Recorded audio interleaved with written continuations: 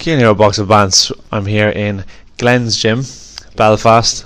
Yeah, I'm here with Stephen Donnelly. Stephen, obviously, it's been a kind of a big turnover now in the last few weeks. I think it was the end of August, was it, when you found out you were going to be in the Ultimate Boxer? Sure, yeah. And it's kind of, you were right into them on all social media platforms and everything, and finally that day on the Friday it came about. Like, what's it been like for you now since it's been announced?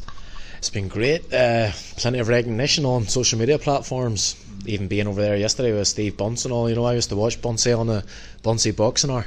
Yeah. It's just to be over there and get an interview with him and just being among it all was very good. It's going to raise my profile. So it can only be good for me. It's funny enough how when you posted about it on Facebook, because I knew your pedigree in amateurs and stuff like that, at the start when you posted it, I thought you were just having a bit of a laugh about it. But then when I wrote it, because I knew I had Paulie's number, and I wrote it and I said, do you actually want to do it? And you were like, yeah, like, I'm looking to get involved. And then I text Paulie, and Paulie was like, sorry, he's Olympian. And I was like, yeah. He's Olympian. And he was like, what? He said, is he welter or super? And I said, he's welter. And he's like, super welter, sorry. He said, that's the next show now. So I sent him your box rec and stuff, and he forwarded it on, and then he said, yeah, it looks like we have to get him in. But I think Paulie is more thankful to you, MTK, myself, because you've increased now the recognition because you're the first Olympian to take part. Do you feel any pressure on that at all? No, there's no pressure at all. Like, even being an Olympian and being favourite going into this, that's out of my control. So yes, it's exciting, it's good to be favourite and to be recognised as my talent and stuff, but no, it's going to be a tough tournament. No, I'm going to have to dig in every round to win it. That's the format of this competition. That's the way it always goes. From previous winners as well, you'll see how much they had to work for it. But no, I'm ready. I'm doing all the work in the gym and everything's going good. And as I say, it was you actually. I actually put up on Facebook and you mailed me saying Paulie. Paulie Magnagan, and I was here, text him, mail him there now, ring him, do whatever, email him, do everything, get me in there. So that's what you've done, and that was a big help to get me in that tournament. So thank you for getting me in, as well as myself. Obviously I mailed them all the platforms, but no, you helped me as well. So thanks very much. Oh, well, Paulie's looking forward to it a lot, because the stand is going to get higher and higher now, and also on top of it, Steve Bunce was saying the other day, he said how, the people who are usually favourites, even if when they do win it, they really struggle going through it. But I think more so with yourself because of the style you have, and that some of the guys that go into the competition, they don't have the pedigree that you have in terms of amateur. A lot of them have turned over very late in life, but it's kind of suited for you. I'm right in saying, like, you're the type of person that even if you're fighting the lowest level opponent, you won't leave any stone unturned, which we see all the time. Guys are fighting 4-rounders and they're getting dropped and stuff like that because they're not doing everything in place. But I take it that you're taking it just as seriously as if you've read for a world title. Yes, I'm in great shape now as it is. There's 2 weeks tomorrow. Obviously the last week I'll just be taking it easy and peak off and make weight and stuff, but we've been putting some hard training in here. Jared McManus has been training us very hard, sparring the same kind of format with the guys at a very high pace. Shane Glennon I've been doing my S&C with as well over at the ATP gym in Carryduff. We've been working hard on that air bike and the skier, stuff. It's been hateful, but it's going to be worth it, and that's what it's going to take. You're going to have to use that same work rate to go in and take this golden road, but that's my plan. And you'll see from my Instagram, my videos that pop up and stuff on Facebook that I'm training hard and I'm taking it serious, and you have to, because it only takes one punch in this game, you have to go in prepared, and that's where you get your luck from as well. If you work hard, you'll get more luck as well. But I know my talent's there, so as long as I'm not leaving nothing behind and I'm going in fully prepared, and there's no excuses. Yeah. In terms of the opposition that you're going to be facing, have you looked into much of them at all? You drew Aaron Collins, who's only been a pro like 4 years. He only laced up a glove 4 years ago. Sorry. So do you have any knowledge of any of them at all? No. Once it was made and stuff, I seen just from Instagram, from the Ultimate Boxer Instagram page. I just seen wee clips of them and stuff. And one of the guys is Southern Area champion, so he must be a decent pedigree. And but then again, it's over 3 threes. It could be a faster thing, which will suit me more, but And again, you can't really. It's hard to say. But they're all tough guys. They're big guys as well.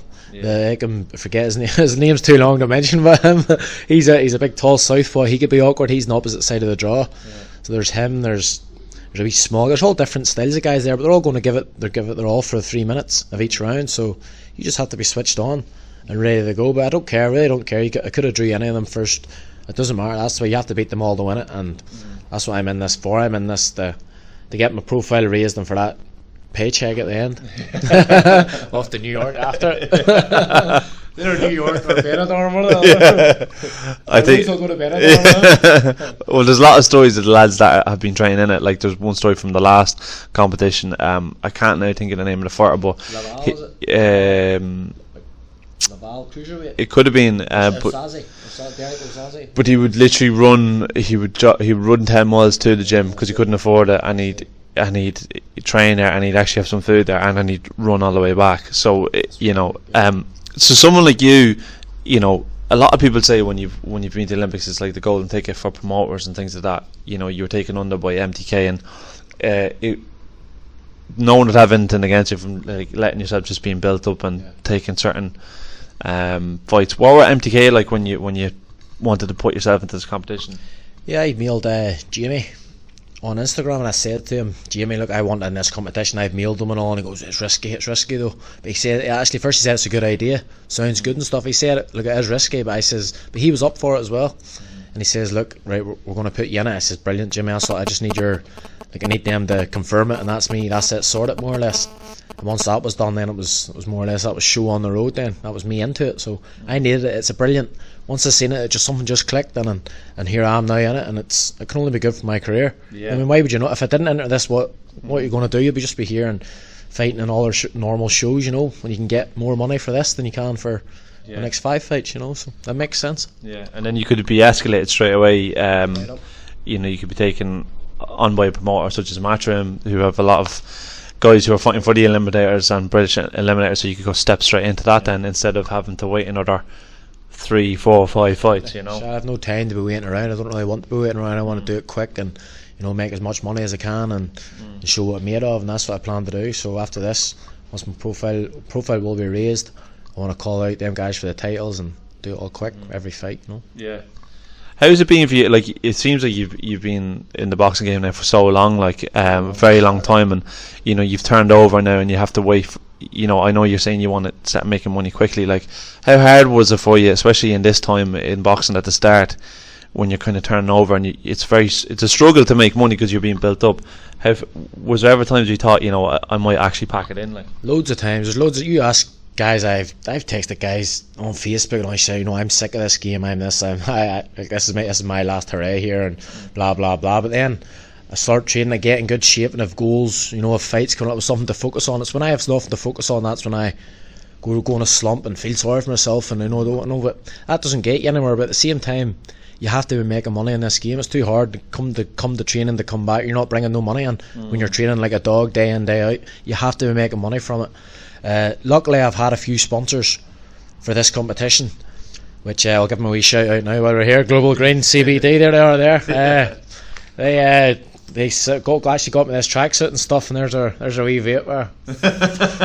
Why not? Stone to a cupboard. They're good. It's good for training and stuff. So them, and then the supplement shop in East Belfast, they provide all my supplements. Lee Finlay, and you have the guy Liam Kelly who works with children with ADHD. He helped me out as well, and then Advanced NI Scaffolding, they've helped me out for this. So thank you, lads. Yeah. So, in terms of sparring, things like that, have you been getting much sparring? And can you tell us who you have been sparring? I've been sparring in here every Monday, Wednesday and Friday. I didn't spar yesterday because I was in London. I was kind of tired from the airports and stuff. But yeah, we're sparring tomorrow morning again. I'm sparring with Lewis Crocker, Owen O'Neill, Big Julio Caesar. He fights McGlinchey for a Celtic title, and soon the Celtic Clash. And then a 4-rounder in the Celtic Clash in, was it April or May? Something like that. Yeah, he fought there. Now he's mad in the head. He's crazy. But it's good crack. We'll have good banter in here, and Owen O'Neill as well. He's fighting on it as well. He's come on leaps and bounds. He's a great engine on him. He's ballsy and he's good. He hits. He's game. Then you have Lewis, who's obviously a big hitter, and then Conrad Cummins as well has joined the stable. So you have them guys pushing me the whole time. It's all different styles, which only benefits me, and it's all fast paced and it's good. And yeah, I can't complain about the sparring. It's great stable we have here. Yeah. So the format of the competition: 3 rounds, 3 minutes, 3 fights. Have you in any way kind of changed your training in terms of, have you moved back towards what you're doing in amateur days and the way you're sparring, things like that, or have you kept it the same as you were? No, it's just, we have been doing, for the first few weeks there, training camp we were doing with the sparring. I'd done 3 rounds and I was out and sat in that chair over there for 15 minutes and cooled away down again. But I hate that, I don't like that. I was saying, Jared, you're going to do the bags here. But he wouldn't let me. There was no, just you sit there for 15 minutes, so I had to sit there and wait until the lads finish their sparring. Then I was back in for another 3 back out, and then maybe do 3 fast bags or whatever. Then on Monday there we done 3 out, another 3 out, another 3, 9 all in, or 10 rounds we maybe done all in. So it was tough on Monday, and we'll have maybe do the same tomorrow again. That kind of format, that's why I've been working in the bags and all too, and when we're shadow boxing, just a faster pace, and just have your wee break then, because that's what it's going to be like. So you have to mimic that in your training. Yeah. When are you going to be flying out to London, did you think, the week of the fight? Like, are you going to fly a few days before, or? I would say Wednesday evening. Handy enough. We weigh in Thursday, so maybe fly out here Wednesday evening, weigh in Thursday, relax in the hotel all day, whatever, and fight Friday. I would say by Wednesday and back on a Saturday maybe, or Sunday, depends if I stay on or not. see how Saturday or Friday night goes. Well, look, Stephen, I'm really looking forward to watching the show. Probably won't get out to it myself because I'm going to be in London the week before, and I'm going to be in London the week after to watch to watch Archie Sharp and Declan. So, but I'll be watching it on TV most definitely. I'm really looking forward to it, and really hope the best for you in that competition. And I really hope you win it. Thanks very much, mate. Appreciate you coming up as well. Good man. Thank you. Thanks.